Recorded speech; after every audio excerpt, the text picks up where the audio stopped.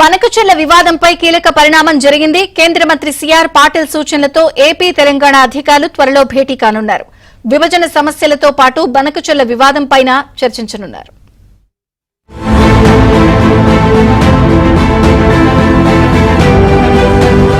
ఆంధ్రప్రదేశ్ నిర్మించ తలపెట్టిన బనకచెర్ల రెండు తెలుగు రాష్ట్రాల మధ్య మరోమారు జలజగడానికి దారితీసింది.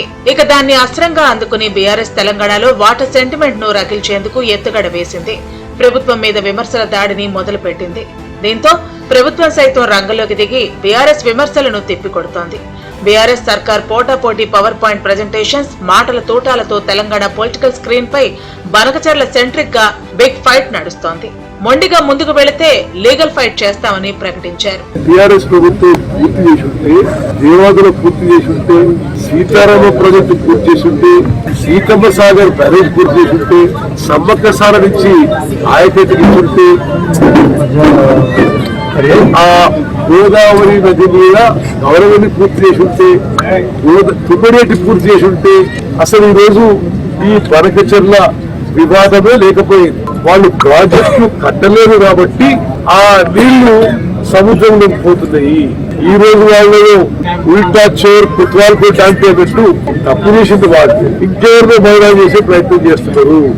ఇక కేంద్ర మంత్రిని కలిసిన తర్వాత అధికారుల సమావేశం, ముఖ్యమంత్రుల సమావేశాలు నిర్వహించి చర్చిస్తామని కూడా స్పష్టం చేశారు. ఆ మేరకు కేంద్ర మంత్రి సిఆర్ పాటిల్ సూచించినట్లు వెల్లడించారు. తెలంగాణ హక్కులకు భంగం కలగకుండా ఎన్ఓసీ ఇవ్వాలని కూడా డిమాండ్ చేశారు. అందులో భాగంగా రెండు రాష్ట్రాల హై లెవెల్ ఆఫీసర్స్ సమావేశం కోసం ప్రిపేర్ అవుతున్నారు. వాస్తవానికి గతేడాది జులైలో AP CM Chandrababu, Telangana CM Revanth Reddy Hyderabad వేదికగా ప్రజాభవన్లో మొదటిసారి సమావేశమయ్యారు.